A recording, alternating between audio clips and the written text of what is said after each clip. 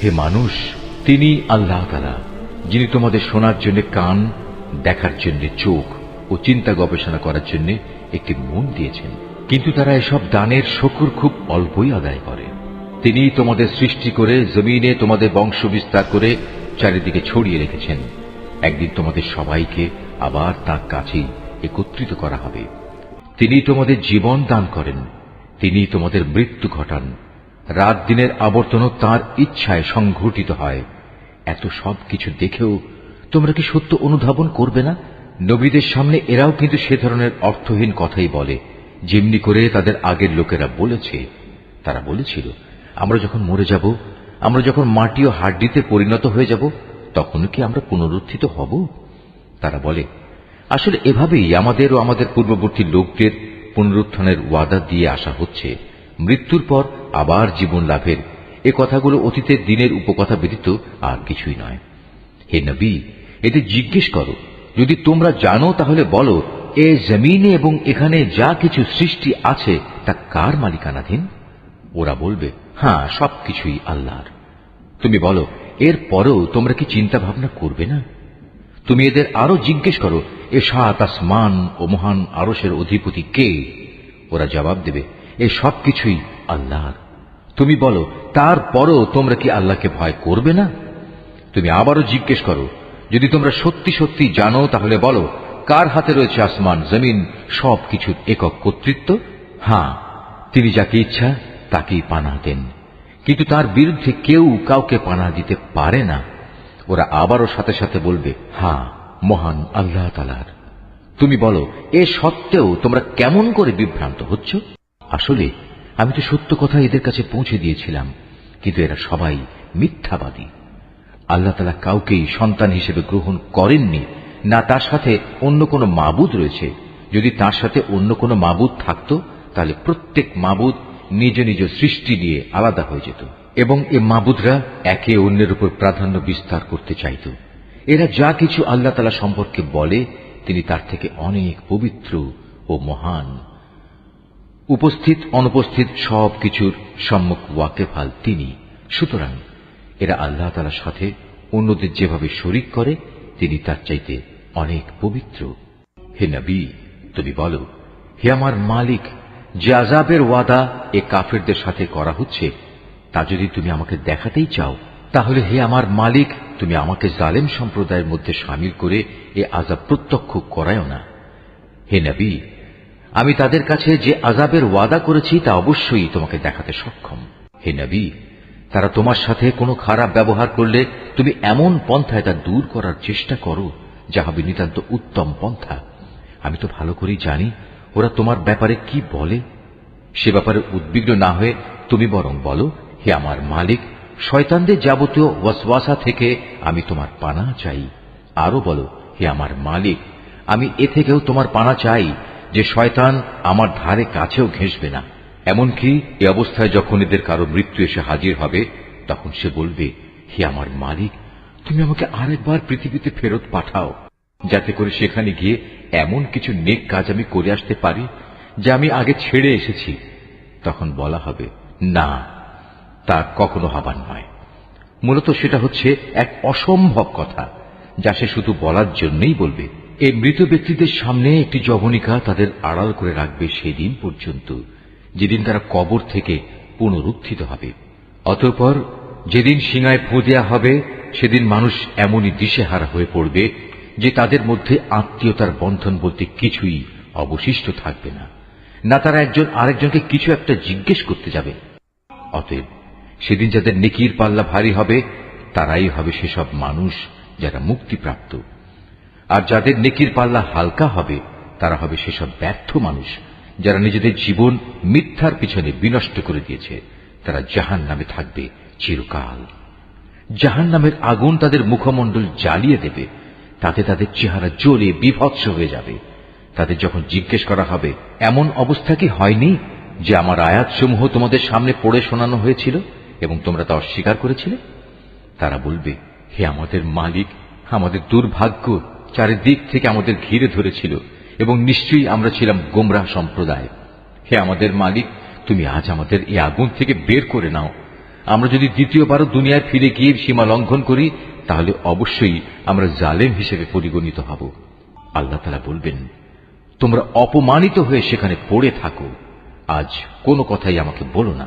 অবশ্যই আমার বান্দাদের মধ্যে একদল এমনও আছে যারা বলতো, হে আমাদের মালিক, আমরা তোমার উপর ঈমান এনেছি, অতএব তুমি আমাদের দোষ ত্রুটিসমূহ মাফ করে দাও, তুমি আমাদের উপর দয়া করো, তুমি হচ্ছ দয়ালুদের মধ্যে সর্বোৎকৃষ্ট দয়ালু। অতঃপর তোমরা তাদের উপহাসের বস্তু বানিয়ে রেখেছিলে, এমনকি তা তোমাদের আমার স্মরণ পর্যন্ত ভুলিয়ে দিয়েছে, আর তোমরা তো তাদের নিয়ে হাসি তামাশাই করতে। তাদের সে ধৈর্যের কারণেই আজ আমি তাদের এই প্রতিফল দিলাম। মূলত তারাই হচ্ছে সত্যিকার অর্থে সফল মানুষ। আল্লাহ তাআলা বলবেন, বলতো তোমরা পৃথিবীতে কত বছর কাটিয়ে এসেছ? তারা বলবে, আমরা সেখানে অবস্থান করেছিলাম একদিন কিংবা একদিনের কিছু অংশ। তুমি না হয় তাদের কাছে জিজ্ঞেস করো যারা হিসাব রেখেছে। আল্লাহ তাআলা বলবেন, আসলে তোমরা পৃথিবীতে খুব সামান্য সময়ই কাটিয়ে এসেছ। কত ভালো হতো যদি তোমরা এই কথাটা ভালো করে জানতে।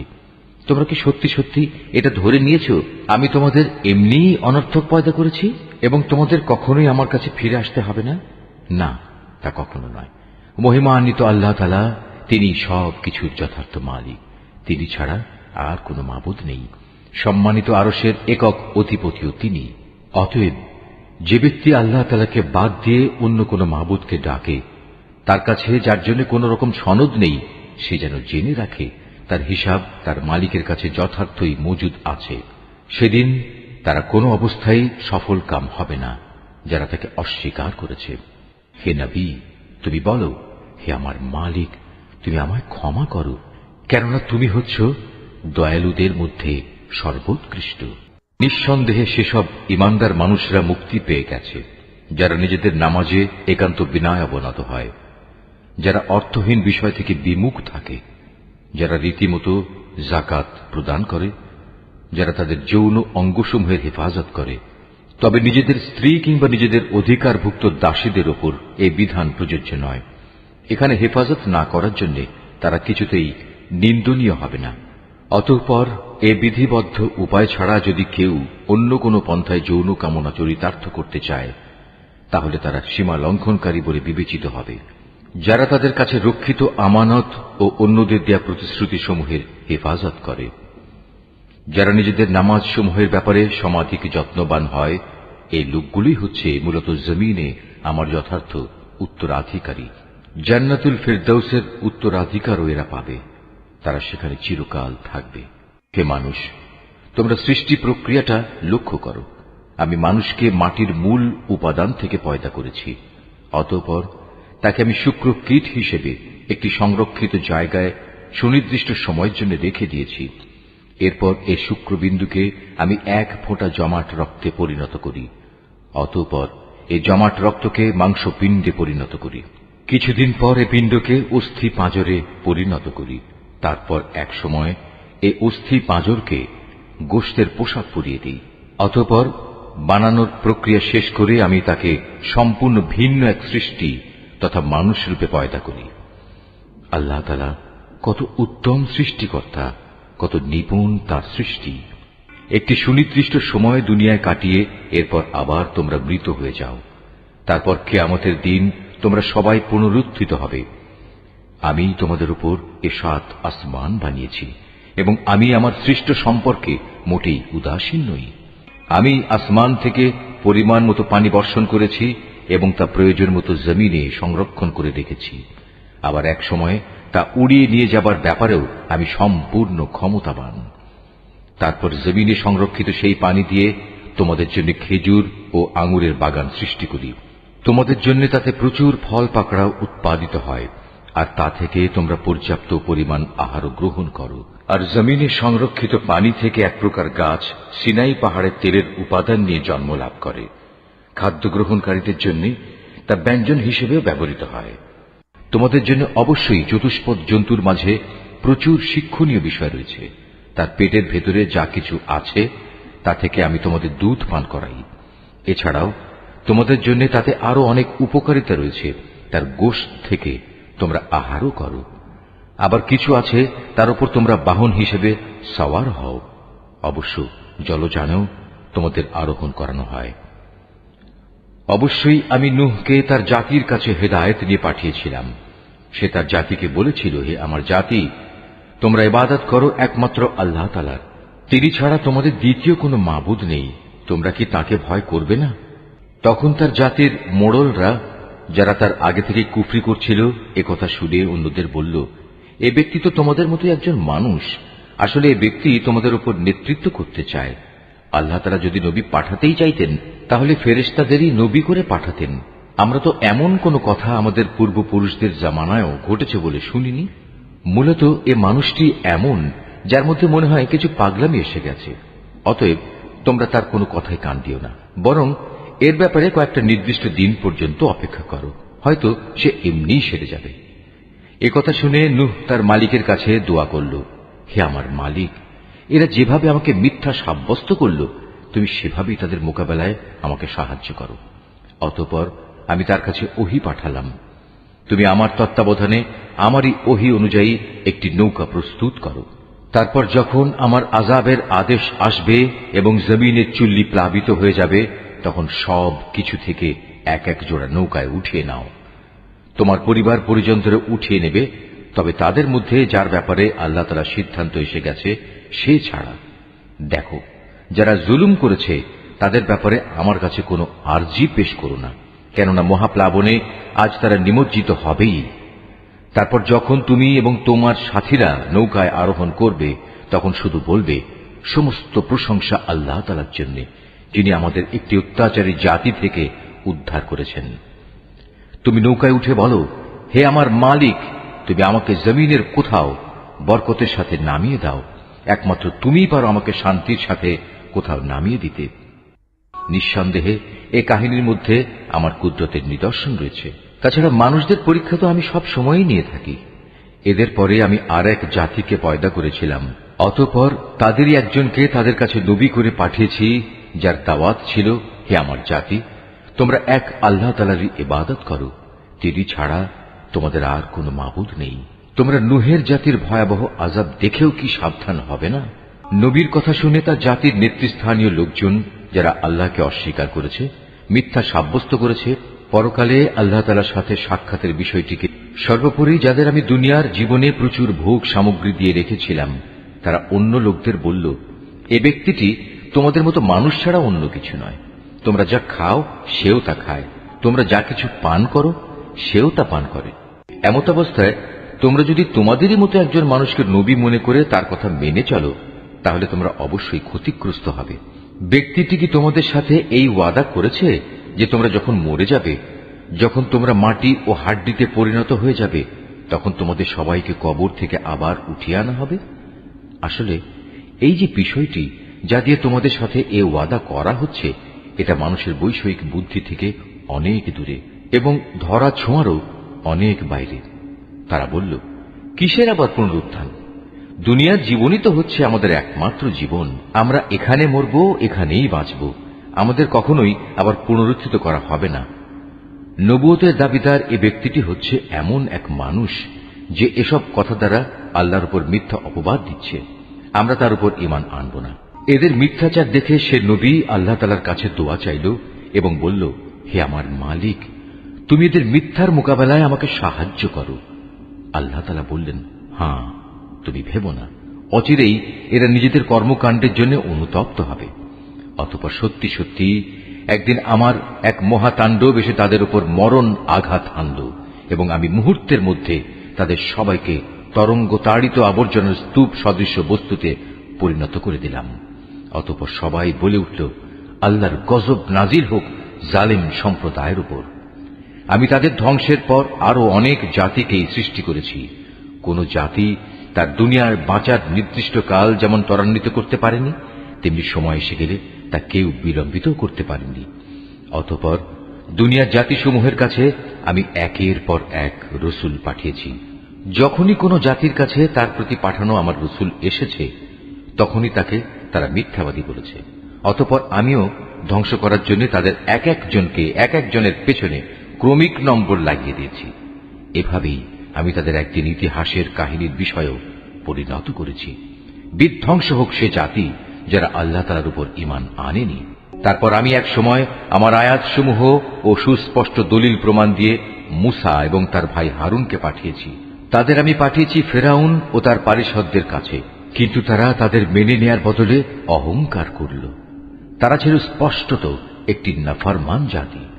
তারা বলতে লাগল, আমরা কি এমন দুজন মানুষের উপর ঈমান আনব যারা আমাদের মতোই মানুষ, অপরদিকে তাদের জাতীয় হচ্ছে আমাদের সেবাদাস? তারা তাদের উভয়কে মিথ্যাবাদী বলল।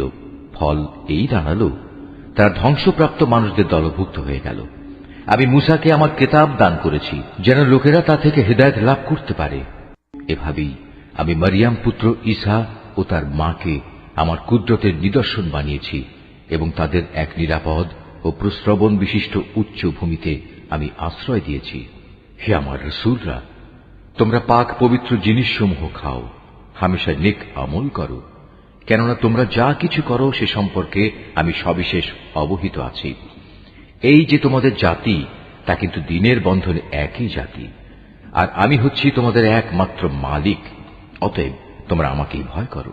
কিন্তু লোকেরা নিজেদের মাঝে এ মৌলিক বিষয়টাকে বহুধা বিভক্ত করে দিয়েছে, আর প্রত্যেক দলের কাছে যা কিছু আছে তা নিয়েই তারা পরিতুষ্ট। অতএব হে নবী, তুমি তাদের একটা সুনির্দিষ্ট সময়ের জন্য নিজ নিজ বিভ্রান্তিতে পড়ে থাকার জন্য ছেড়ে দাও। তারা কি এটা ধরে নিয়েছে আমি তাদের যে ধন সম্পদ ও সন্তান সন্ততি দিয়ে সাহায্য করছি এবং তার অর্থ এই যে আমি সব সময় তাদের জন্য সকল প্রকার কল্যাণ ত্বরান্বিত করে যাব? না, আসলে তা নয়। কিন্তু এরা তো সে সম্পর্কে কিছুই বোঝে না। যারা নিজেদের মালিকের ভয়ে সদা ভীত সন্ত্রস্ত থাকে, যারা তাদের মালিকের নাজিল করা আয়াতসমূহের উপর ঈমান আনে, যারা তাদের মালিকের মালিকানার সাথে অন্য কাউকে শরীক করে না, যারা তার পথে যা কিছু দিতে পারে মুক্ত হস্তে দান করে, তারপরেও তাদের মন ভীত কম্পিত থাকে, তাদের একদিন তাদের মালিকের কাছে ফিরে যেতে হবে। সত্যিকার অর্থে এরাই হচ্ছে সেসব মানুষ যারা নেকির কাজে সদা তৎপর, উপরন্তু তারা সবার চাইতে অগ্রগামীও। আমি কারো উপরই তার সাধ্যাত্মিক বোঝা চাপাই না।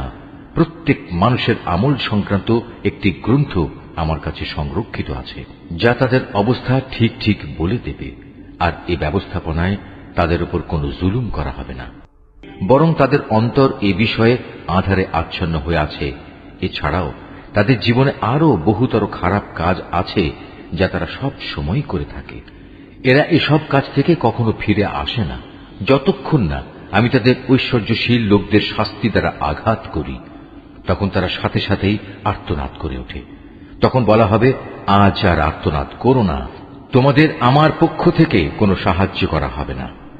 যখন আমার আয়াতসমূহ তোমাদের সামনে পড়ে পড়ে শোনানো হতো, তখন তোমরা আমার নবীদের আওয়াজ শোনা মাত্রই উল্টো দিকে সরে পড়তে নেহায়েত দম্ভ পরে নিজেদের মজলিসে গিয়ে অর্থহীন গল্পগুজব জুড়ে দিতে। এরা এই কালাম কোরআনের উপর কি চিন্তা ভাবনা করে না, কিংবা তাদের কাছে নতুন কিছু একটা এসেছে যা তাদের বাপ দাদাদের কাছে আসেনি? অথবা তারা কি তাদের রসুলকে চিনতে পারেনি যে জন্যে তারা তাকে অস্বীকার করছে? কিংবা তারা কি একথা বলে তার সাথে কোন রকম পাগলামি রয়েছে?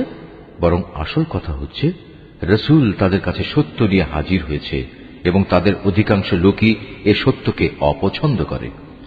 যদি এমন হতো সত্য তাদের ইচ্ছা আকাঙ্ক্ষার অনুগামী হয়ে যেত, তাহলে আসমান সমূহ ও জমিন এবং আরো যা কিছু এই উভয়ের মাঝে আছে তার গোটা ব্যবস্থাপনা কবেই ভেঙে বিশৃঙ্খল হয়ে পড়ত। পক্ষান্তরে আমি তাদের কাছে তাদের নিজেদের কাহিনী নিয়ে এসেছি, কিন্তু আশ্চর্য, তারা এখন তাদের নিজেদের কথাবার্তা থেকেই মুখ ফিরিয়ে নিচ্ছে। হে নবী, তবে কি এরা মনে করে তুমি এদের কাছে দিন পৌঁছানোর জন্য কোন রকম পারিশ্রমিক দাবি করছো, অথচ তোমার মালিকের দেয়া পারিশ্রমিক এদের পার্থিব পারিশ্রমিকের তুলনায় অনেক উৎকৃষ্ট, আর তিনি তো হচ্ছেন সর্বোত্তম রিজিক দাতা। তুমি তো তাদের সঠিক পথের দিকেই আহ্বান করছো। অবশ্য যারা আখিরাতের উপর ঈমান আনে না, তারাই কেবল হেদায়েতের সঠিক পথ থেকে বিচ্যুত হয়ে যাচ্ছে।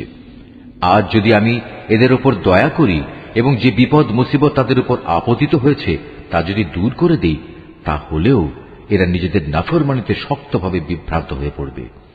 আমি এদের কঠোর আযাব দ্বারা পাকড়াও করলাম, তারপরও এরা নিজেদের মালিকের প্রতি নত হল না এবং কখনো এরা কাতর প্রার্থনাটুকু পর্যন্ত আমার কাছে পেশ করল না। অতঃপর যখন সত্যি আমি এদের ওপর কঠোর আযাবের দুয়ার খুলে দেব, তখন তুমি দেখবে এরা হতাশ হয়ে পড়ছে। হে মানুষ, তিনি আল্লাহ তাআলা, যিনি তোমাদের শোনার জন্য কান, দেখার জন্য চোখ ও চিন্তা গবেষণা করার জন্য একটি মন দিয়েছেন, কিন্তু তারা এসব দানের শুকর খুব অল্পই আদায় করে। তিনি তোমাদের সৃষ্টি করে জমিনে তোমাদের বংশ বিস্তার করে চারিদিকে ছড়িয়ে রেখেছেন। একদিন তোমাদের সবাইকে আবার তাঁর কাছেই একত্রিত করা হবে। তিনি তোমাদের জীবন দান করেন, তিনি তোমাদের মৃত্যু ঘটান। রাত দিনের আবর্তনও তাঁর ইচ্ছায় সংঘটিত হয়। এত সব কিছু দেখেও তোমরা কি সত্য অনুধাবন করবে না? নবীদের সামনে এরাও কিন্তু সে ধরনের অর্থহীন কথাই বলে, যেমনি করে তাদের আগের লোকেরা বলেছে। তারা বলেছিল, আমরা যখন মরে যাব, আমরা যখন মাটি ও হাড্ডিতে পরিণত হয়ে যাব, তখনও কি আমরা পুনরুত্থিত হব? তারা বলে, আসলে এভাবেই আমাদের ও আমাদের পূর্ববর্তী লোকদের পুনরুত্থানের ওয়াদা দিয়ে আসা হচ্ছে, মৃত্যুর পর আবার জীবন লাভের। এ কথাগুলো অতীতের দিনের উপকথা ব্যতীত আর কিছুই নয়। হে নবী, এতে জিজ্ঞেস করো, যদি তোমরা জানো তাহলে বলো, এ জমিনে এবং এখানে যা কিছু সৃষ্টি আছে তা কার মালিকানাধীন? ওরা বলবে, হ্যাঁ, সবকিছুই আল্লাহর। তুমি বলো, এর পরেও তোমরা কি চিন্তা ভাবনা করবে না? তুমি এদের আরো জিজ্ঞেস করো, এ সাত আসমান ও মহান আরশের অধিপতি কে? ওরা জবাব দেবে, এ সবকিছুই আল্লাহর। তুমি বলো, তারপরও তোমরা কি আল্লাহকে ভয় করবে না? তুমি আবারও জিজ্ঞেস করো, যদি তোমরা সত্যি সত্যি জানো তাহলে বলো, কার হাতে রয়েছে আসমান জমিন সবকিছুর একক কর্তৃত্ব? হ্যাঁ, তিনি যাকে ইচ্ছা তাকেই পানাহ দেন, কিন্তু তার বিরুদ্ধে কেউ কাউকে পানাহ দিতে পারে না। ওরা আবারও সাথে সাথে বলবে, হ্যাঁ, মহান আল্লাহ তাআলার। তুমি বলো, এ সত্ত্বেও তোমরা কেমন করে বিভ্রান্ত হচ্ছ? আসলে আমি তো সত্য কথা এদের কাছে পৌঁছে দিয়েছিলাম, কিন্তু এরা সবাই মিথ্যাবাদী। আল্লাহ তাআলা কাউকেই সন্তান হিসেবে গ্রহণ করেননি, না তার সাথে অন্য কোনো মাবুদ রয়েছে। যদি তার সাথে অন্য কোনো মাবুদ থাকত, তাহলে প্রত্যেক মাবুদ নিজ নিজ সৃষ্টি নিয়ে আলাদা হয়ে যেত, এবং এ মাবুদরা একে অন্যের উপর প্রাধান্য বিস্তার করতে চাইত। এরা যা কিছু আল্লাহ তাআলা সম্পর্কে বলে, তিনি তার থেকে অনেক পবিত্র ও মহান। উপস্থিত অনুপস্থিত সব কিছুর সম্মুখ ওয়াকেফাল তিনি। সুতরাং এরা আল্লাহ তাআলার সাথে অন্যদের যেভাবে শরীক করে, তিনি তার চাইতে অনেক পবিত্র। হে নবী, তুমি বলো, হে আমার মালিক, যে আযাবের ওয়াদা এ কাফেরদের সাথে করা হচ্ছে, তা যদি তুমি আমাকে দেখাতেই চাও, তাহলে হে আমার মালিক, তুমি আমাকে জালেম সম্প্রদায়ের মধ্যে শামিল করে এ আযাব প্রত্যক্ষ করায়ও না। হে নবী, আমি তাদের কাছে যে আযাবের ওয়াদা করেছি তা অবশ্যই তোমাকে দেখাতে সক্ষম। হে নবী, তারা তোমার সাথে কোনো খারাপ ব্যবহার করলে তুমি এমন পন্থায় তা দূর করার চেষ্টা করো যা হবে নিতান্ত উত্তম পন্থা। আমি তো ভালো করেই জানি ওরা তোমার ব্যাপারে কি বলে। সে ব্যাপারে উদ্বিগ্ন না হয়ে তুমি বরং বলো, হে আমার মালিক, শয়তানদের যাবতীয় ওয়াসওয়াসা থেকে আমি তোমার পানাহ চাই। আরো বলো, হে আমার মালিক, আমি এ থেকেও তোমার পানাহ চাই যে শয়তান আমার ধারে কাছেও ঘেঁষবে না। এমনকি এ অবস্থায় যখন এদের কারো মৃত্যু এসে হাজির হবে, তখন সে বলবে, হে আমার মালিক, তুমি আমাকে আরেকবার পৃথিবীতে ফেরত পাঠাও, যাতে করে সেখানে গিয়ে এমন কিছু নেক কাজ আমি করে আসতে পারি যা আমি আগে ছেড়ে এসেছি। তখন বলা হবে, না, তা কখনো হবার নয়। মূলত সেটা হচ্ছে এক অসম্ভব কথা, যা সে শুধু বলার জন্যই বলবে। এই মৃত ব্যক্তিদের সামনে একটি যবনিকা তাদের আড়াল করে রাখবে সেদিন পর্যন্ত, যেদিন তারা কবর থেকে পুনরুত্থিত হবে। অতঃপর যেদিন সিঙায় ফু দেয়া হবে, সেদিন মানুষ এমনই দিশেহারা হয়ে পড়বে যে তাদের মধ্যে আত্মীয়তার বন্ধন বলতে কিছুই অবশিষ্ট থাকবে না, না তারা একজন আরেকজনকে কিছু একটা জিজ্ঞেস করতে যাবে। অতএব সেদিন যাদের নেকির পাল্লা ভারী হবে, তারাই হবে সেসব মানুষ যারা মুক্তিপ্রাপ্ত, আর যাদের নেকির পাল্লা হালকা হবে, তারা হবে সেসব ব্যর্থ মানুষ যারা নিজেদের জীবন মিথ্যার পিছনে বিনষ্ট করে দিয়েছে। তারা জাহান্নামে থাকবে চিরকাল। জাহান্নামের আগুন তাদের মুখমণ্ডল জ্বালিয়ে দেবে, তাতে তাদের চেহারা জ্বলে বিভৎস হয়ে যাবে। তাদের যখন জিজ্ঞেস করা হবে, এমন অবস্থা কি হয়নি যে আমার আয়াতসমূহ তোমাদের সামনে পড়ে শোনানো হয়েছিল এবং তোমরা তা অস্বীকার করেছিলে? তারা বলবে, হে আমাদের মালিক, আমাদের দুর্ভাগ্য চারিদিক থেকে আমাদের ঘিরে ধরেছিল এবং নিশ্চয়ই আমরা ছিলাম গোমরাহ সম্প্রদায়। হে আমাদের মালিক, তুমি আজ আমাদের এই আগুন থেকে বের করে নাও। আমরা যদি দ্বিতীয়বারও দুনিয়ায় ফিরে গিয়ে সীমা লঙ্ঘন করি তাহলে অবশ্যই আমরা জালেম হিসেবে পরিগণিত হব। আল্লাহ তাআলা বলবেন, তোমরা অপমানিত হয়ে সেখানে পড়ে থাকো, আজ কোনো কথাই আমাকে বলো না। অবশ্যই আমার বান্দাদের মধ্যে একদল এমনও আছে যারা বলতো, হে আমাদের মালিক, আমরা তোমার উপর ঈমান এনেছি, অতএব তুমি আমাদের দোষ ত্রুটিসমূহ মাফ করে দাও। তুমি আমাদের উপর দয়া করো, তুমি হচ্ছ দয়ালুদের মধ্যে সর্বোৎকৃষ্ট দয়ালু। অতঃপর তোমরা তাদের উপহাসের বস্তু বানিয়ে রেখেছিলে, এমনকি তা তোমাদের আমার স্মরণ পর্যন্ত ভুলিয়ে দিয়েছে, আর তোমরা তো তাদের নিয়ে হাসি তামাশাই করতে। তাদের সে ধৈর্যের কারণেই আজ আমি তাদের এই প্রতিফল দিলাম। মূলত তারাই হচ্ছে সত্যিকার অর্থে সফল মানুষ। আল্লাহ তাআলা বলবেন, বলতো তোমরা পৃথিবীতে কত বছর কাটিয়ে এসেছ? তারা বলবে, আমরা সেখানে অবস্থান করেছিলাম একদিন কিংবা একদিনের কিছু অংশ। তুমি না হয় তাদের কাছে জিজ্ঞেস করো যারা হিসাব রেখেছে। আল্লাহ তাআলা বলবেন, আসলে তোমরা পৃথিবীতে খুব সামান্য সময়ই কাটিয়ে এসেছ। কত ভালো হতো যদি তোমরা এই কথাটা ভালো করে জানতে। তোমরা কি সত্যি সত্যি এটা ধরে নিয়েছ আমি তোমাদের এমনিই অনর্থক পয়দা করেছি এবং তোমাদের কখনোই আমার কাছে ফিরে আসতে হবে না?